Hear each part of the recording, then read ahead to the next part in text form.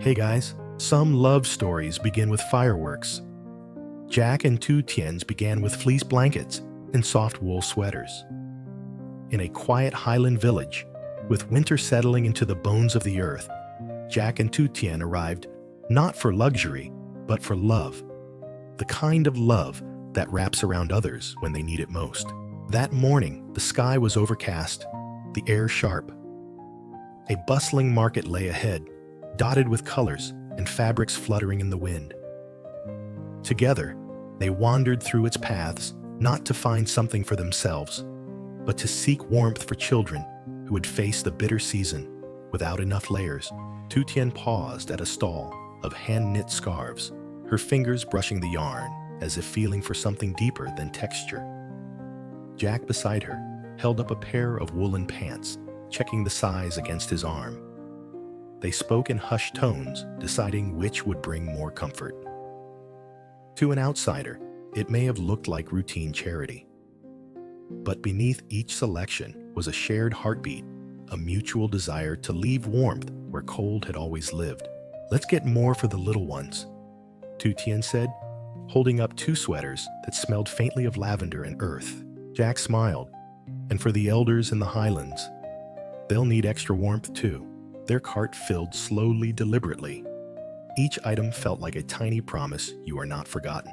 As they moved from stall to stall, a rhythm formed, Jack negotiating with vendors, Tu Tien choosing colors that would brighten gray days. They picked fleece blankets, thick cotton socks, and jackets too big for small shoulders, thinking perhaps they'd grow into them. Their laughter echoed between the canvas tents, light and honest. The joy didn't come from what they bought, but from what they imagined: children running, not shivering; elders sleeping warmly, not curled into themselves. Later that day, they drove to a distant kindergarten where the sun was low and the breeze more forgiving. Children spilled into the yard like sunlight, barefoot, laughing, their cheeks red from cold and joy. Jack and Tu Tien knelt on the grass, opening their car's trunk like a treasure chest. "Warm hats for everyone," Tu Tien announced, her voice bright and clear. "And sausages," Jack added, pulling out a box with a grin for smiling faces. The kids swarmed, not greedy but gleeful. Little hands reached for knitted caps, clutching them like toys. One boy held his hat to his chest before putting it on, as if savoring the warmth. Tu Tien ruffled his hair. "Stay warm, okay?" The children's joy was like a small fire against the chill. And in the middle of it, Jack looked at Tu Tien, not with surprise, but with certainty. Like he was watching someone he already loved become someone he admired even more. That admiration deepened when they visited homes tucked into the hillsides. In one, they met an elderly woman, eyes dim but spirit bright. Tu Tien wrapped a blanket around her shoulders, gently pressing it to her back. "You're too kind," the woman whispered, her voice catching. "My grandchildren, they're far away now. This means so much." Jack knelt beside her. "Is there anything else we can do for you?" The old woman smiled, toothless and pure. "Just remember us. That's enough." As they left, the sun dipped behind the mountains. Tu Tien leaned against the car, watching the fading light. Jack stood beside her. "It's not just about giving, is it?" he asked. She shook her head. "It's about seeing, feeling, choosing to care when you don't have to." He nodded. "That's what I feel when I'm with you." They didn't need music or moonlight. The glow of shared purpose was enough. Back at their cottage, the day caught up with them. They cooked together in a rhythm as natural as breathing. Jack at the stove, Tu Tien setting the table with quiet grace. "You've done a lot of good today," Jack said, handing her a plate. She smiled. "We have. And there's so much more to do." Dinner was humble: roasted chicken, pickled vegetables, jasmine rice. But every bite tasted like meaning. They talked little content in each other's presence, each glance across the table a soft reminder, we're building something here. Later, Tu Tien sipped tea by the window, her hands wrapped around the cup. Jack approached slowly, his heart thudding not from nerves, but from realization. This woman, this day, This feeling, it wasn't fleeting. It was foundational. He sat beside her. "I don't know what tomorrow brings," he said, "but I know I want to meet it with you." She looked at him, eyes wide, not surprised, just still. "Then let's meet it together. No declarations, no violins. Just two people, wrapped in quiet love, ready for the next page." Theirs wasn't a love that shouted. It was one that stayed. And so began, not just a chapter, but a journey. The sun had long since dipped behind the hills when Jack and Tien returned home. The air held the smell of pine and distant firewood, and the windows of their small countryside cottage glowed amber from within. Inside, the warmth wasn't just from the room. It was from the rhythm of familiarity. Jack stood at the stove, roasting chicken until its skin turned a deep golden brown. Tien moved through the kitchen softly, laying out ceramic plates, folding napkins with the precision of someone who understood that care lives in the small things. They didn't talk about the day's events much. They didn't have to. Each of them carried the weight and warmth of the village in their bones. Every child's laugh, every elder's thank you still echoed inside them. Dinner was quiet, but not silent. The soft clink of cutlery, the occasional chuckle over two salty pickles, the way Jack poured tea into her cup before his own, it was all music. Then came the moment. After the dishes were cleared and the kettle refilled, Tien curled up in the armchair near the fireplace. The glow of the fire reflected in her eyes, and she looked out the window, lost in thought. Jack sat across from her, his heart full, but his words struggling to find shape. He leaned forward, slightly, elbows on his knees. "Tien," he began, "I've never told you this, but every time we do something like today, every time we give laugh, listen, I feel like I'm seeing who I really am. Because of you." She turned surprised, not by the words, but by the intensity behind them. He continued, "You've shown me that love isn't grand gestures or perfect days. It's giving out of nothing. It's remembering the old lady's smile when she got that blanket. It's this." Jack reached into his jacket pocket. His fingers touched the small box he'd been carrying for weeks, waiting for a moment that wasn't planned or posed, just real. He stood slow but sure. The room stilled. Tien's breath caught. She didn't speak.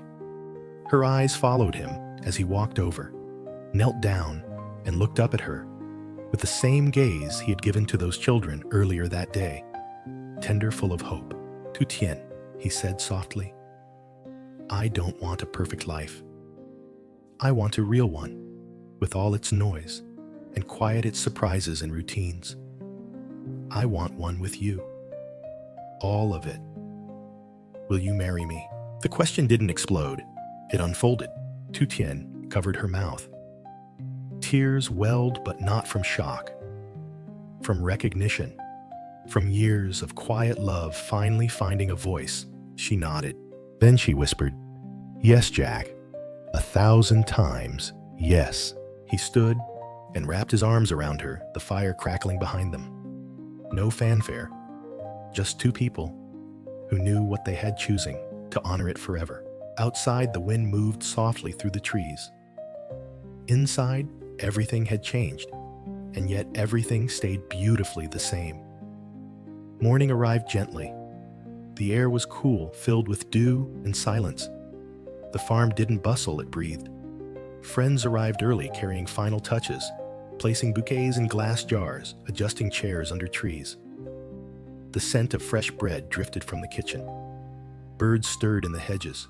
Jack stood alone near the barn, buttoning his shirt with deliberate hands. His suit was simple, no cufflinks, no flash. Just fabric and intention. In the reflection of a small window pane, he caught a glimpse of his own nervous smile. Elsewhere, Tien was barefoot in the cottage, slipping into her dress. It wasn't designer. It wasn't expensive. But it was hers linen that flowed like water, stitched by a friend, fastened with grace. Her hair was woven with wildflowers she had picked the day before. As guests gathered, there was no music, just the sound of footsteps on soil, soft greetings, the occasional breeze rustling through the trees. Then from the corner of the field, Tien appeared. Jack turned. His breath caught, not because of what she wore, but because of how she walked, steady eyes, forward, completely present. He didn't see a bride. He saw Tien, exactly as she'd always been. Gentle, strong, his. She reached him, and they didn't speak.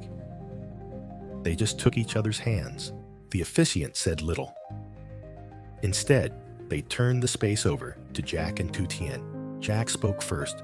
"I don't vow to always get it right, but I vow to always come back to us.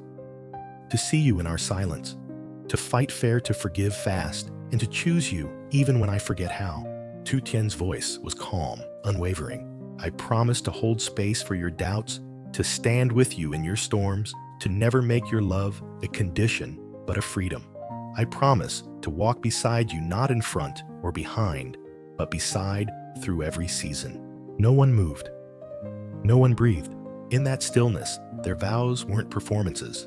They were truths. They weren't memorized. They were lived. And when Jack slid the ring onto Tien's finger, it wasn't gold that made it shine. It was the memory of everything they had already overcome. The kiss that followed wasn't dramatic. It was quiet, tender, familiar. Then came the laughter, the clapping, the embrace of friends, the warmth of families. The joy didn't erupt, it bloomed. Lunch was served at long wooden tables under lanterns that swayed gently in the breeze. There were toasts, stories, tears. Jack's mother stood and thanked Tien for her quiet strength. An old friend shared how Jack once forgot their anniversary, but never forgot Tien's birthday. Children ran barefoot between the chairs. It was not a wedding designed to impress. It was one designed to be remembered, and it would be, because it had been made by hand, spoken from the heart, and built not just for a day, but for every day after. When the last lantern dimmed and guests returned to their cottages, the farm fell into silence once more. Only the crickets remained awake, their soft chorus a reminder that lifelike love continues in quiet moments. Jack and Tien slipped away from the last round of hugs and laughter. They didn't speak as they walked toward the old wooden bench overlooking the pasture. The stars were brilliant that night, an unfiltered sky full of silver dust. Jack took off his shoes. Tien followed. They sat close, their shoulders, brushing eyes not on each other, but on the horizon. The wedding was over, the ceremony complete. But neither of them felt like something had ended. If anything, it felt like the beginning had just begun. "I thought I'd feel different," Jack said softly. Breaking the silence, Tien smiled. "You don't feel married. I feel the same, but also more still. Like everything that mattered before now matters more." She nodded, resting her head on his shoulder. "We didn't change today. We just honored what we already knew." They stayed that way for a long time, not reminiscing, not dreaming, just being. The wind picked up cool, but not cold. Jack reached for the blanket Tien had carried earlier, wrapping it over their laps. He held her hand beneath it, fingers lace thumb stroking hers, and in that moment, there was no pressure to perform love, no audience, no timeline. Just a profound recognition that they had arrived not at a destination, but at a decision they would keep choosing every day. Tien finally whispered, "Let's promise one more thing." Jack turned to her, waiting. "No matter what changes, let's always have this us, somewhere quiet, looking up." Jack kissed her temple. Always. They didn't need a photograph. The night itself had captured them, hand in hand, heart to heart, ready not just for forever, but for every day of it.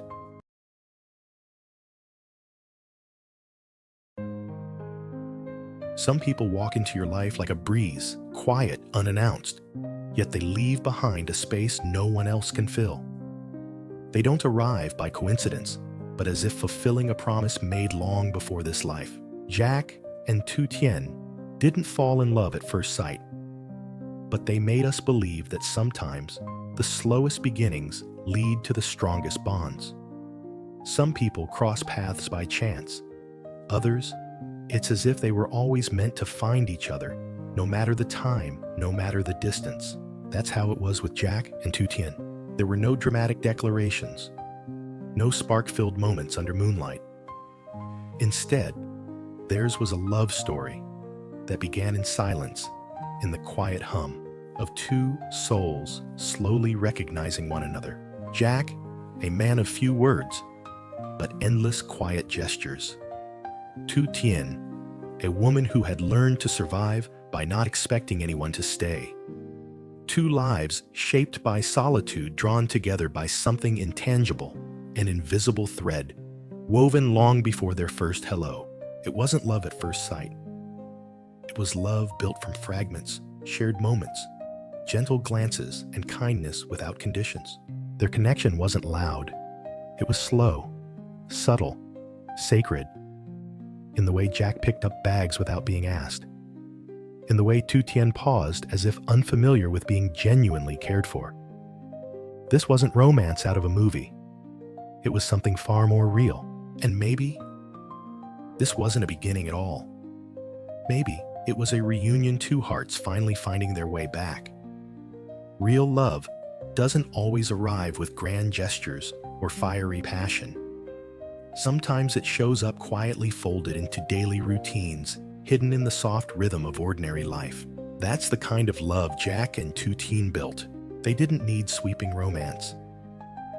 Their bond grew slowly, almost invisibly, while cleaning the farm together, preparing food for Tet, or sitting by the fire, cooking a simple meal. It was love in motion, one gentle act at a time. Jack was never one for dramatic words. He didn't confess his feelings in poetic lines. But when he carried her heavy bags, without being asked, when he fixed things around the house, without a word, when he lit fireworks, just to catch a flicker of joy on her face, he was saying everything that mattered. And Tien, she wasn't used to being cared for. She had lived most of her life believing she had to carry everything alone. So when Jack offered help, when he stood beside her, without asking for anything in return, her instinct was to resist. But deep down, something inside her softened. He wasn't demanding. He was simply there. Their words to each other were quiet and unremarkable to outsiders. "Are you tired? Let me help you with that." But in those sentences were layers of history of people who had grown used to silence, now learning to speak through care. When Tien whispered, "I just hope you'll always be healthy and stay by my side," it wasn't a poetic line. It was a plea. A quiet surrender. A hope for a kind of peace she had long believed was out of reach. And Jack, he didn't say much in return, but every action afterward was a silent vow. I'm not going anywhere. Their love wasn't fast or loud. It was the kind of love that steadies you, that walks beside you, that teaches you trust when you had almost forgotten how. Love, as tender as it may be, doesn't exist in a vacuum. It lives, sometimes struggles, beneath the weight of real-world obligations. And for Jack, that weight had a name power. He wasn't just Tien's quiet companion. He was a leader, a boss. Behind his calm demeanor were board meetings, decisions that could change lives, and the crushing pressure of responsibility. His days were carved up by expectations. His nights by silent guilt of choosing work over the woman he longed to be with. There were moments when Jack had to disappear into his role, into the politics, the planning, the endless problem-solving. But even then, his thoughts drifted to Tien, to the meals they didn't share, to the moments he missed, when he said, "This year, I want to spend all my time at the end of the year with you." It wasn't just a casual promise. It was rebellion. It was Jack choosing love over legacy, even if only for a moment. And Tien, she didn't come from his world of influence. She had no say in corporate affairs. Yet she became his emotional anchor, his only constant in a life of shifting loyalties and masked intentions. She reminded him of life beyond ambition, that happiness wasn't always in rising to the top, but in sitting across from someone who saw you without the titles. But power never lets go quietly. Enter Tone, not just a rival in love, but a symbol of everything Jack had to fight against. Tone didn't love Tien. He wanted to possess her, as if affection were another asset to control. His threats weren't loud, but they were real. "I won't allow you to approach my lover." That wasn't just jealousy, it was ownership. Jack didn't respond with fists. He responded with something rarer restraint. Because real strength isn't in dominating, it's in protecting, even when it means holding back. In the growing tension between love and power, Jack stood at the edge of two worlds, one that demanded sacrifice and one that offered sanctuary. And every choice he made was a balancing act between who he was expected to be and who he was deep down. When Tien looked at him not as a boss, but simply as Jack. Love is rarely challenged by distance alone. Sometimes the real threat comes in the form of someone who believes they're entitled to it. Tone wasn't just a man in the background. He was the third shadow in a love that was already trying to survive against the odds. He didn't fight for Tien's heart. He claimed it as if she were an object he could keep. To him, affection was a transaction, a means of control. "I won't allow you to approach my lover," he once warned Jack, not out of love, but out of ownership. That sentence alone was enough to draw the line. It wasn't just a love triangle. It was a collision of two ideologies, Jack who gave Tien freedom, even when it scared him. Tone, who tried to cage her, even in the name of care. But Tien was never a woman to be controlled.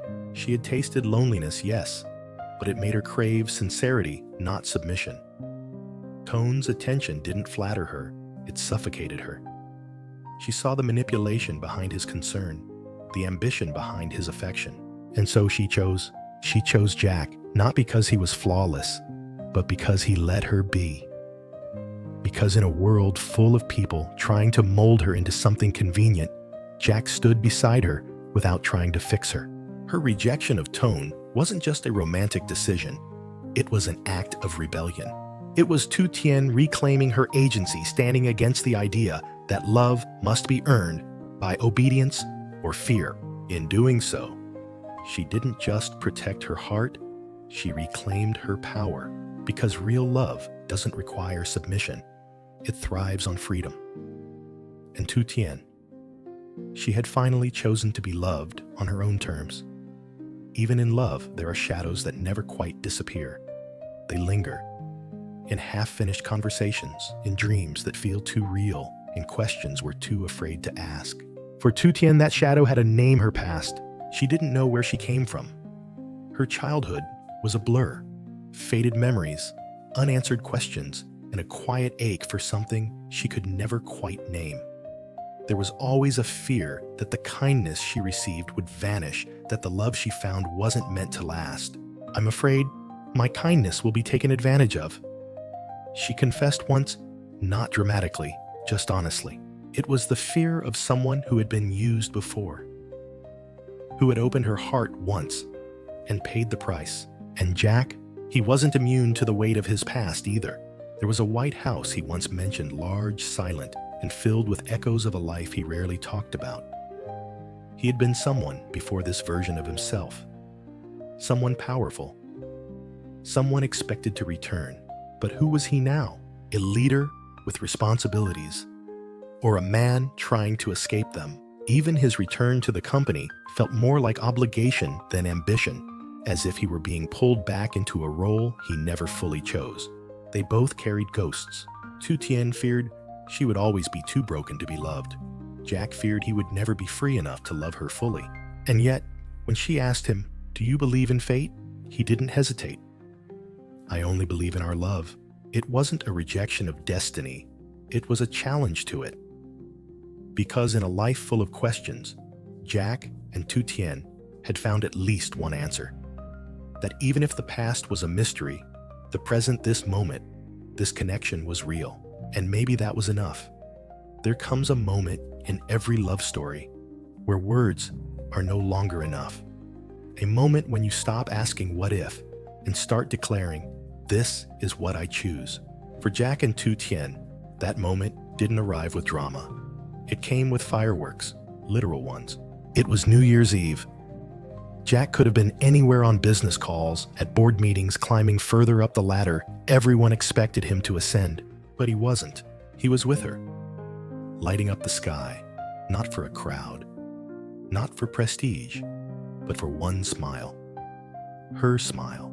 In that moment, he wasn't a CEO, a strategist, or a man burdened by legacy. He was just Jack, a man who had made his choice. A man who said, I choose love, even if it cost me everything else. And Tien, she had made her choice too. When she turned away from Tone, she didn't just walk away from control. She walked toward her own truth. She didn't want a life dictated by expectation or fear. She wanted a love that honored her voice, not just her presence. Their choices weren't loud. They weren't made in anger or rebellion. They were made in silence, in looks that lasted just a second too long, in hands reaching out not to pull, but to hold. They were two people standing against the current of their own destinies, not with arrogance, but with courage, because love isn't always something you fall into. Sometimes it's something you fight for. And when Jack lit those fireworks and Tien stood beside him, neither said a word. They didn't need to. Their love was no longer a question. It was the answer. Not every story ends with clarity. Some stories leave you wondering what comes next. But even then, the right stories leave you with something more powerful than answers hope. Jack and Tien's future isn't guaranteed. They still carry the same doubts, the same shadows. The world around them is still loud, chaotic, demanding. But in the middle of it all, they've built something quiet, something real. I just need you by my side, she said, not as a request, but as a declaration. And Jack's reply, I'll never leave you. It wasn't dramatic. It wasn't poetic, but it was enough, because that's what real love sounds like when it's been tested, when it's been torn and stitched back together. It's not grand gestures. It's promises whispered in the dark, held together by quiet conviction. Tien had feared that happiness was too fragile, that if she let herself believe in it, it would vanish. Jack had feared that his life would never be his own, that duty would always drown out desire. But together, they created space for something neither of them had before choice.